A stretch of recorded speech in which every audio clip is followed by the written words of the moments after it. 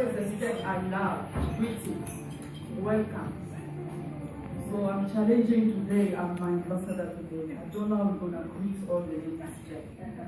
It's got a precious wife, wonderful speakers, ladies in the embassy, friends. So I love greetings because greetings give peace, honor, respect, and joy. Please, ambassador.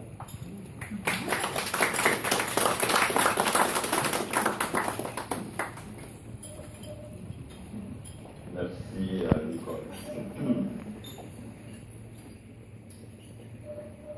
Happy Women's Day. Thank you. When my wife and I trying to find out the best way to celebrate Women's Day today, we thought of many things. It's restaurants, perfumes, and so forth. So we decided no. Because in my culture we say, if you educate a woman, you will educate entire generation by educating one woman.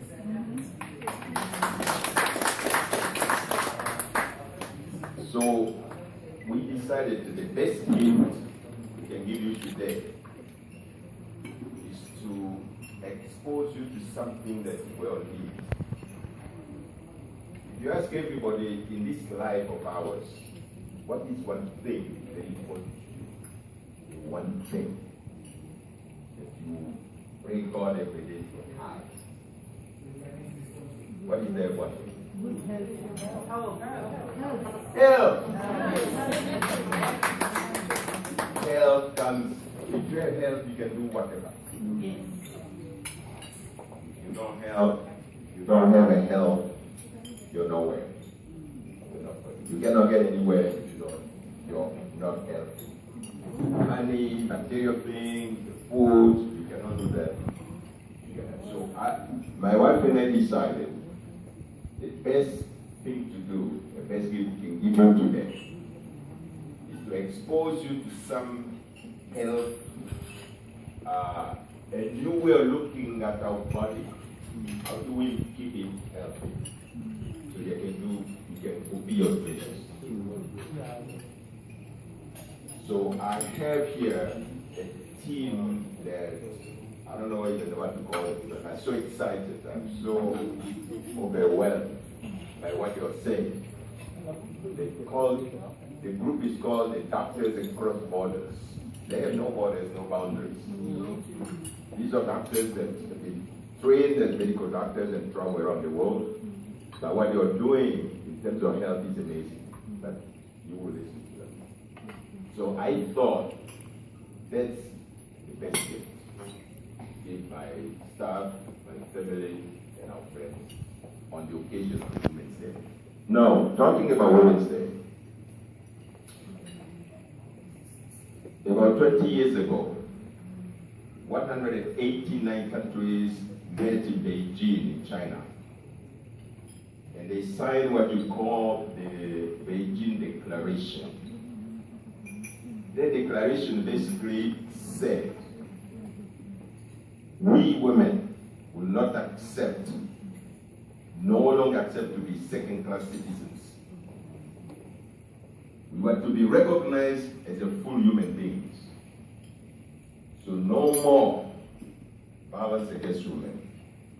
No more subjecting women to all kinds of treatments that are not human.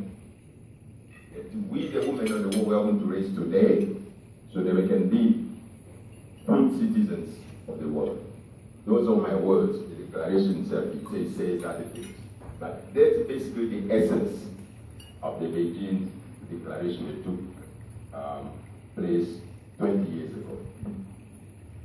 And we reached that objective, or we treating women with respect, with dignity, everywhere. I don't think so. I don't think so. Men still not taking women as equal. Woman is there to serve. Is where to be discriminated against. is there to do all kinds of other things. That must stop. Therefore, each year, the United Nations come with a theme each year in terms of on the occasion of the Women's Day. I have a Dr. Ponga here who comes from the UN Women, who is going to speak about the Women Day issues, the Women Declaration and so forth. So I will leave that to her to let you know what UN is thinking about the issues about women. We all have children. We are daughters. And I tell my wife and I tell our daughters that you can do whatever men can do. Whatever men can achieve, you can achieve it. The only thing the man does, he goes to school, he gets a degree, he gets a job. What stops a woman from doing the same thing? Woman is vulnerable because, and although in our tradition sometimes, at the home, they will let the boys go and play soccer, and they'll keep the girls in the kitchen or in the field. Which is not right. Our boys work in the kitchen. We are taught our boys to cook. My oldest son is one of the best cooks I can have we have in the family. My son Select. He's a cook. Because cooking should not be the domain of the woman while the boy is playing soccer. No. So you as a mothers, if you don't raise your girls with that aim, they will be thinking growing up that they are second-class citizens. They are not equal. God created the same brain. The brain that the men have, the woman also have. So it's a battle, it's a struggle. All of us have to take it seriously. And you will see that the entire team of the speakers here, they are all women who have liberated themselves through what? Through education. That's your tool to success. That's your tool to success. And I know you here, I know most of you, I know that you're educated your girls properly. So that I don't think if you don't get married, you don't have life. No. No. When sometimes I don't know if we did a bad favor to our girls. Because we have educated them in such a way that if the boy invites her to the movies, the boy pays. I say no. He pays, sorry, you pay yours. Okay? Because if he pays, he's going to think he has an upper hand over you. No. If you allow him to pay that day, then the next time you pay for him. So they think my girls are arrogant or this. No, they're not arrogant. They're just a complete human being. That's like a voice. They're not arrogant. They're just proud. What's wrong about being proud as a woman? Nothing. So this is why I thought today we will invite the guest speakers that will speak about the women issues. More importantly, a group of doctors and correspondents who will talk about health. And you will be amazed that my wife and I have been excited. We have converted ourselves. We are like the new kids in the candy jar in the States of the United States. We are so excited about this program. It's unbelievable. Because they understand the human body. They understand how human body can protect itself through food. Just eating the right food. That's all. That's all you have to be to be healthy. So enjoy your main course, and we're looking forward to listening to our speakers. Thank you.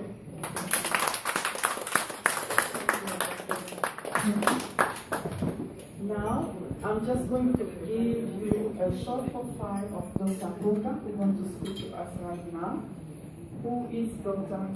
Auxilia Ponga?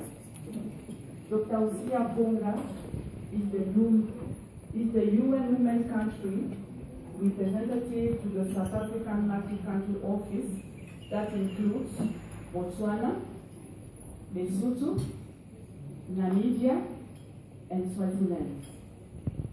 She has worked on issues of gender equality and empowerment of women for more than 20 years with the African Union, SADC, UNDP, and the Commonwealth Secretariat in the UK.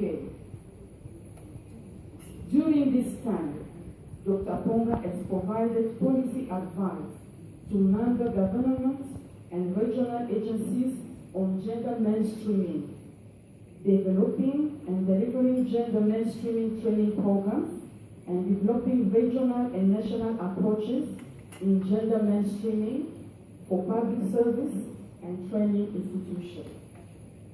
She has played a significant role in monitoring and reporting on the Beijing platform action. We are happy that Dr. Ponga will be here with us today. Please join me in giving her a very welcome.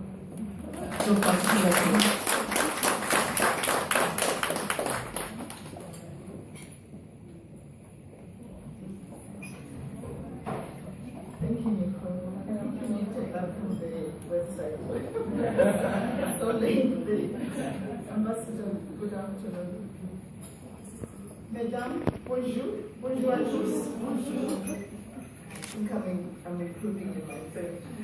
I am very happy to be here, and I think part of my work is already done by the ambassador. But I'll go back a little bit beyond 20 years ago and actually say that in 1908, some women in the United States went on a demonstration and a strike because they were not allowed to vote and they were not getting equal pay for equal value of work.